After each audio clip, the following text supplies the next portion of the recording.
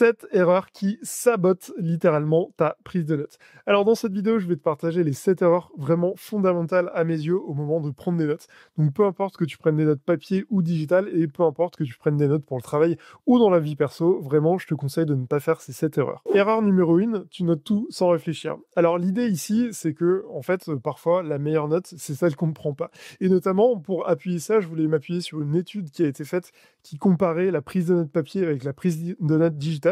Et notamment, une des choses, un des points qui ressortait, c'était que la prise de notes papier, elle était plus efficace, notamment parce que prendre des notes en papier, c'est plus long, ça nécessite plus de temps, plus d'énergie. Et en fait, plutôt que de prendre nos notes, on va d'abord se concentrer sur la compréhension du sujet. Et c'est après qu'on va vraiment prendre des notes en synthétisant quelque part ce qu'on a compris du sujet. Donc l'idée, c'est de se dire que finalement, avec les outils digitaux, on a plutôt le réflexe de noter au kilomètre sans forcément réfléchir avant, alors qu'au contraire, c'est plutôt contre-productif. Donc avant de prendre une note, je te conseille de d'abord réfléchir à si tu as vraiment besoin de prendre cette note. Erreur numéro 2, tu n'as pas de vision claire de tes besoins. Donc finalement, c'est important, si jamais tu veux vraiment créer un système de prise de notes efficace, de clarifier les différents besoins que tu as. Peut-être que tu as besoin de prendre des notes dans le cadre du travail, peut-être que c'est juste pour des réunions, peut-être que c'est pour de la prise de lecture. En fait, l'idée, c'est vraiment de clarifier tes besoins de manière à vraiment construire ton besoin autour de ça. Donc, quand on commence un système de prise de notes, je sais pas, enfin, si on commence à construire un vrai système autour de ça, au début, on essaie, on teste, on explore, c'est complètement normal. Par contre, c'est important qu'à un moment, tu te dises, OK, finalement, j'ai vraiment ces besoins-là et j'ai besoin que le résultat, en fait, ce soit ça.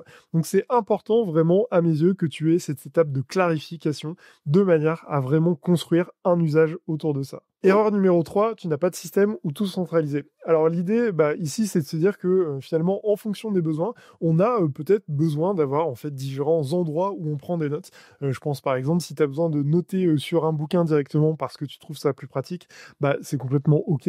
Ou pareil, si quand tu as des réunions, tu as besoin de prendre des notes, tu as un petit calepin à côté pour noter des informations. En fait, c'est complètement OK d'avoir différents endroits pour noter. Par contre, c'est important que tu aies un moment où tu ritualises le fait de tout centraliser au même endroit.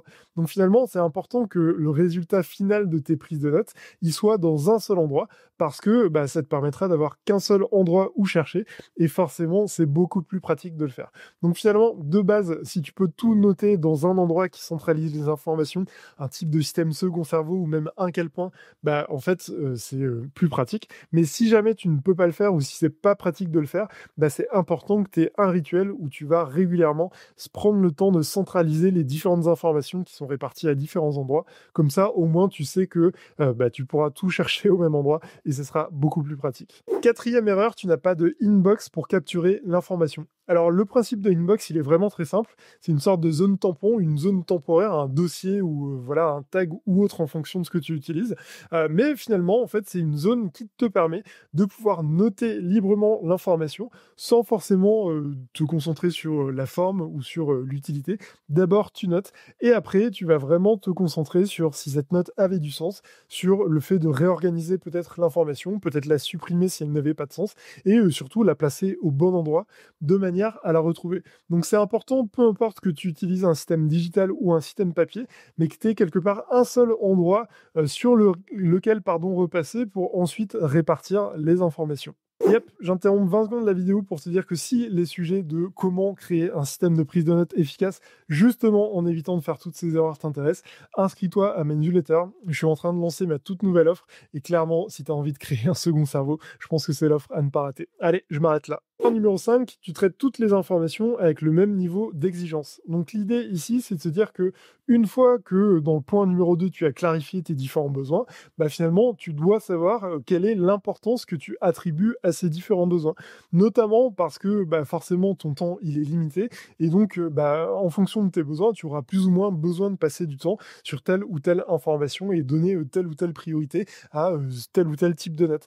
Donc si par exemple, tu prends des notes dans le cadre du travail, type projet, projets, tâches, et qu'à la fois tu prends des notes plutôt perso, type notes de lecture, et cetera, bah, peut-être que ta priorité devra d'abord être faite sur tes, notes de travail et ensuite, dans un second temps, plutôt, sur, tes notes perso. Donc finalement, c'est important en fonction de ton besoin que tu imagines, quel est, le niveau d'importance que tu donnes derrière chaque type d'information. Ça, c'est vraiment une erreur que je vois régulièrement et c'est une erreur aussi que j'ai personnellement fait. Au tout début, quand j'ai lancé mon système, bah, finalement, je pensais qu'il fallait que j'ai vraiment le même niveau d'exigence sur chaque pan de mon système de prise de notes, alors que maintenant, bah, je suis beaucoup plus relax par rapport à ça. C'est complètement OK de prendre des notes de livres et puis, de les reprendre finalement bien plus tard. La seule chose qui est importante, c'est, d'avoir un système qui te permette de facilement pouvoir commencer et abandonner à tout moment. Erreur numéro 6, tu n'entretiens jamais ton système. Donc on parle souvent de, second cerveau, de cerveau numérique comme un jardin numérique. Bah, finalement, un peu à l'image du jardin, si tu n'entretiens pas régulièrement ton jardin, bah, clairement ça va devenir une jungle. Donc l'idée, c'est vraiment d'avoir des routines d'entretien de ton système.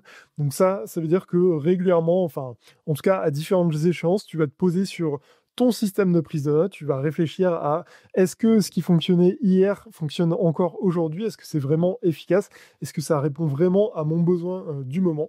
Et comme ça, bah, régulièrement, tu vas, bah, améliorer ton système pour qu'il corresponde toujours à, tes attentes et à ton besoin du moment.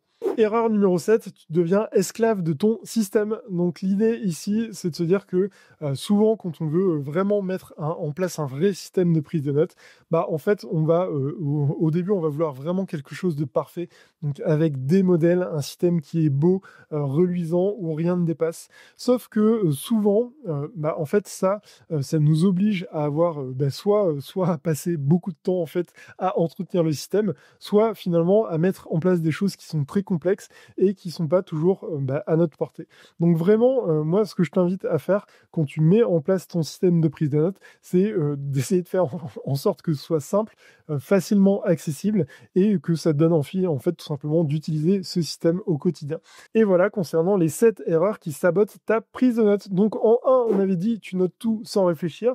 Donc finalement, tu notes au kilomètre sans réellement prendre le temps de réfléchir à, la compréhension de ce que tu veux noter et sans réfléchir à si ça a vraiment du sens d'être présent dans tes notes. En 2, tu n'as pas de vision claire de tes besoins.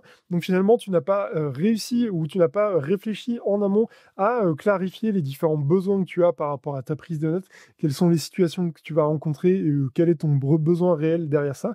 En 3, tu n'as pas d'endroit où tout noter. Donc comme on l'a dit, c'est, bah, si tu as besoin de prendre des notes à différents endroits, c'est complètement OK. Par contre, prends ce moment où tu vas tout centraliser dans un endroit de manière, à n'avoir qu'un seul endroit où chercher les informations.